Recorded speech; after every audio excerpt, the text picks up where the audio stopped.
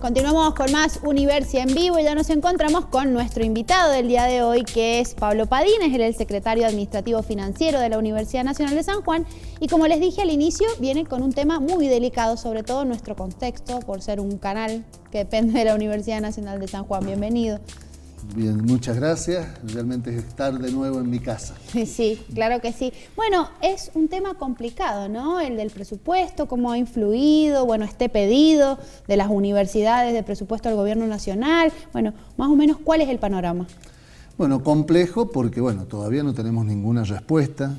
Pasado mañana, no, el viernes está el plenario de los rectores, justamente en Corrientes se hace el plenario. Y bueno, ahí realmente va a tomar fuerza este pedido ante la Secretaría de Políticas Universitarias para ver si hay un adicional. También un poco hacer un poquito de historia, ¿no? Ya las universidades venían complicadas con su presupuesto, sobre todo en lo que es gastos de funcionamiento. Recordemos de que aproximadamente para el ejercicio 2018 y 2019, para cada uno de los ejercicios solamente tuvimos un incremento del 7% de promedio. Claro. Ustedes imagínense, tratemos de hacer un breve ejercicio.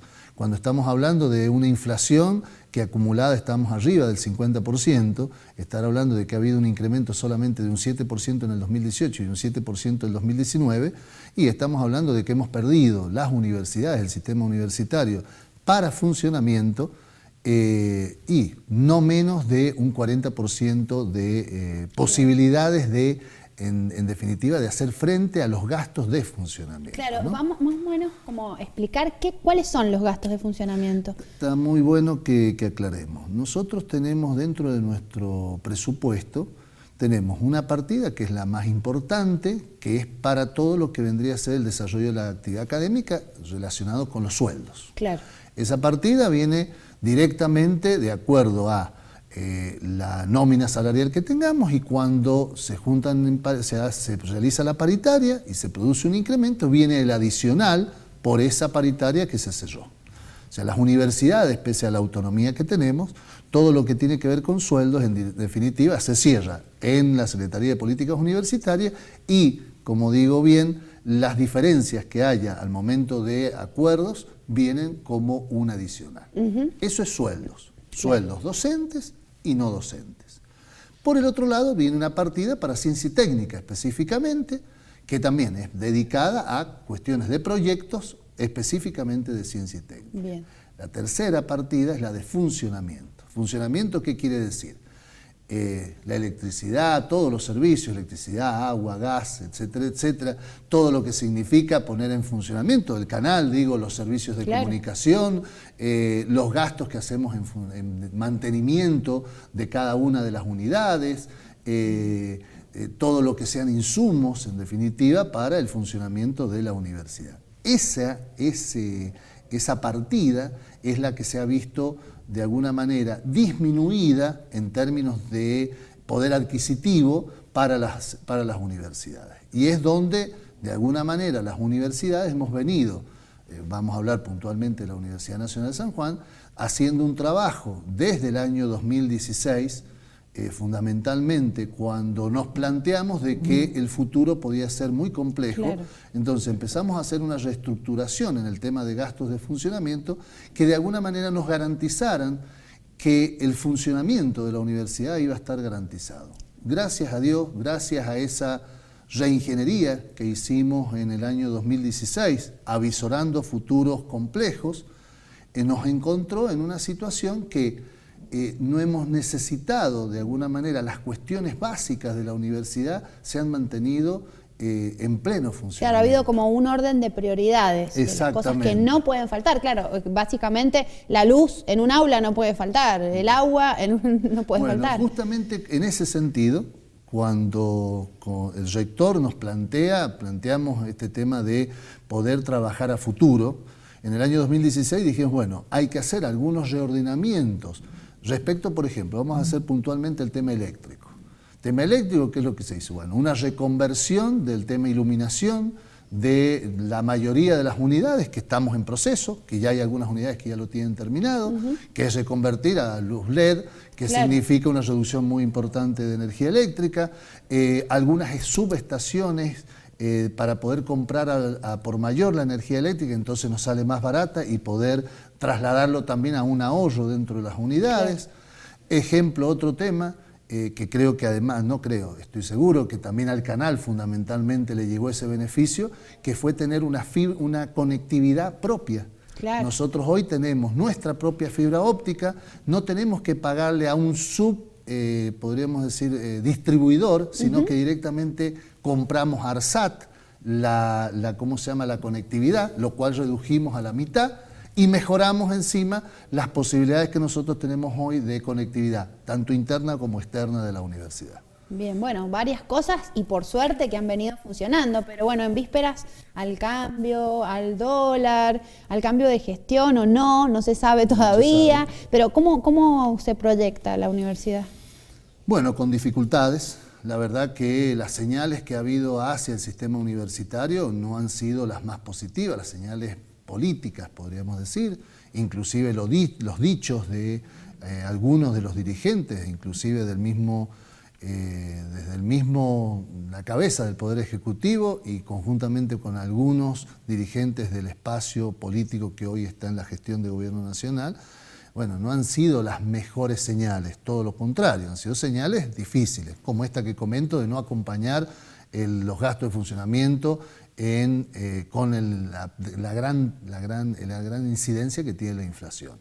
Creo que el horizonte es un horizonte complejo, un horizonte en el cual de alguna manera nos tenemos que seguir, podríamos decir, primero trabajar en conjunto, como lo están demostrando las universidades a través del SIN, teniendo una voz única, sea cual sea el color político de cada uno de los rectores. En eso ha habido una coherencia muy firme, que el SIN tiene una sola voz que representa a todas las universidades nacionales de nuestro país. Claro, eso es muy importante, digamos, tener como una homogénea, por así decirlo, que haya algo que no se discute, que es la universidad pública, ¿no? Más allá de la ideología, partido, lo que fuera que yo creo que esto está acompañado, como bien lo dices vos, respecto de que hay una sociedad que defiende a ultranza los beneficios que significan, no los beneficios, sino la política de Estado que significa la universidad pública, laica, gratuita, que la verdad que somos un ejemplo a nivel mundial y que ha significado para nuestro país esta movilidad social que tenemos, que de alguna manera ha posibilitado que muchos sectores, muchas primeras generaciones, hoy seamos profesionales. Digo, ¿cuántos profesionales jóvenes están egresando de nuestras universidades cuando es el primer egresado dentro de su familia, ¿no? Entonces digo, sí, de todas maneras creo que tenemos todavía una deuda, el sistema universitario, de poder llegar a los sectores más populares. Y a los sectores más populares se llega con otras herramientas más, que son tener un sistema de becas, que lo tenemos, un sistema de becas en la Universidad Nacional de San Juan muy bueno, pero que indudablemente se necesitan otro acompañamiento, que es que la economía en general funcione bien. Y digo esto porque no somos una isla, la universidad es parte de esta sociedad, y cuando en una familia de sectores más populares o de sectores clase media baja empieza a faltar el pan o empiezan a faltar las cuestiones esenciales, la educación pasa a ser un tema de una segunda necesidad.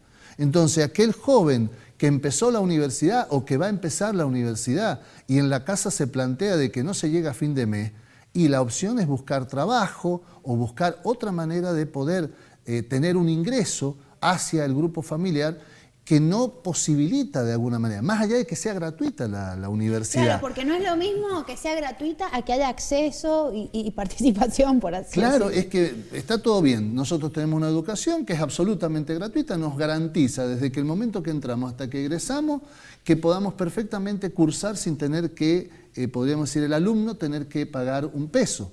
pero cuando no hay posibilidades familiares, la economía como está hoy, con un grado de recesión importantísimo, con sectores que se han quedado desempleados, con pequeñísimas microempresas, pequeñas empresas y medianas que cada vez tienen que o echar personal o si son microempresas no les alcanza para subsistir. Cuando tenemos parte de la economía social en un proceso de emergencia, porque hace falta, pero que también sus ingresos son escasos.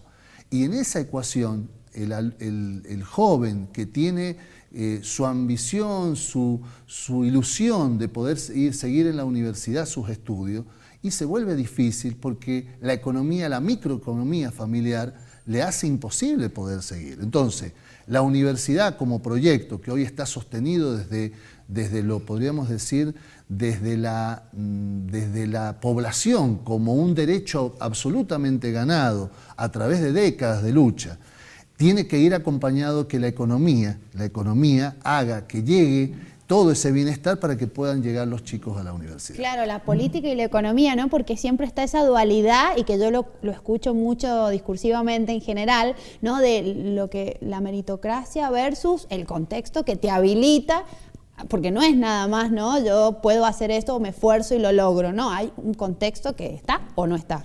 Yo siempre pongo una metáfora, si queremos. Por ahí se habla mucho en este modelo donde, como vos dices, reina la meritocracia, el individualismo, y el esfuerzo propio es importante, es muy importante. Claro, sí. Pero yo hago un ejemplo, si yo tomo una semilla y la planto en la llanura pampeana, es el mismo esfuerzo que voy a hacer para plantar esa semilla en la llanura pampeana a que la plante acá en el desierto cerca de Mogna. Seguro que en la llanura pampeana esa semilla va a tener una productividad mayor que en el desierto de Mogna. Claro. Con la diferencia, ¿cuál fue la gran diferencia? El contexto. Exacto. El contexto me ayudó a que esa semilla, que tiene el mismo esfuerzo individual, el contexto ayuda a que en un contexto donde el clima, la tierra, etcétera, etcétera, prospere. Bueno, lo mismo lo llevemos a la sociedad. El esfuerzo individual es muy importante, pero es el contexto económico, social, político, que hace que nuestros esfuerzos individuales, solidariamente y en conjunto, podamos tener mejores efectos hacia el futuro, desde lo colectivo y desde lo individual. Sí, es así. Bueno, es muy claro, bueno, pero está en discusión siempre en realidad. Así que es como también una cuestión de lo que uno cree de las cosas que siempre está en juego. Bueno, volviendo un poco al tema, al pedido. ¿Cuál es el pedido concreto? Y bueno, como para resumir, ¿qué se espera que pase? Bueno, la verdad que en este contexto no tenemos muchas ilusiones. La verdad que ustedes se darán cuenta que, y aunque me derive para otras áreas, hoy no tenemos ninguna respuesta oficial. Partamos desde esa base. Por supuesto que creo que la fuerza que le va a dar el plenario del SIN el día viernes va a dar, como vos dices, una fuerza política de todas las universidades, que plantarse desde un posicionamiento donde no importan los colores políticos hace que sea distinto. Si uno lo ve en el contexto de las medidas que se han tomado en todos los sectores, en todas las áreas, digo, tanto el congelamiento de las naftas, tanto el incremento en el mínimo no imponible para ganancias, tanto en la disminución del IVA, son medidas coyunturales, muchas de emergencia, muchas sin ningún tipo de consenso, como ha ocurrido con la disminución del IVA y podríamos decir, la disminución de ingresos hacia las provincias sin hacer primero un consenso y un trabajo, como bien lo expresan los gobernadores. No estamos en contra en absoluto que los artículos de primera necesidad se mantengan los precios después de esta devaluación tan tremenda, pero primero consensuemos de dónde van a salir esos ingresos. Creo que las medidas que se están tomando son medidas de urgencia, sin consenso y encima sin ningún tipo, de alguna manera, de herramientas de parte del Estado para poder hacer un control. Y le digo claramente, La devaluación entre los 47 pesos que estaba el dólar el día viernes y el dólar hoy a 57, 58, estamos hablando entre un 21, 22% de aumento. La mayoría de los productos de primera necesidad, básicamente, empecemos por el aceite, por decir, subieron más de un 35%. Claro. Teóricamente, si el incremento del dólar fue entre un 20 y un 22% y vos les has sacado el IVA, ¿cuál tendría que ser el precio de góndola de esa botella de aceite? El mismo del viernes. Claro, debería. O sea, es muy sencillo. Si justo aumenté la devaluación que justifica esa inflación y por el otro lado le saco el impuesto, tendría que ser neutro. No se ha visto reflejado en la góndola. Y lo digo para lo veamos, todos somos consumidores y en la góndola no se vio para nada reflejado. Entonces, ahí está el Estado imponiendo de alguna manera una norma que teóricamente beneficia a todos los sectores consumidores, pero que en definitiva no termina llegando al consumidor, no termina llegando al trabajador y termina, en definitiva, ese porcentaje acrecentando las utilidades en la cadena de comercialización del producto. Claro, sin control. Bueno, Pablo, muchas gracias por venir. Esperemos la respuesta y seguramente nosotros estaremos informando con respecto a este pedido específico por parte de las universidades. Desde ya, el día lunes, estoy a disposición para poder ponerlo a toda la comunidad educativa y a la comunidad de San Juan a través de este medio, de qué novedades tenemos importantes después de esta reunión. Bien, bueno, muchísimas gracias. No, gracias a ustedes.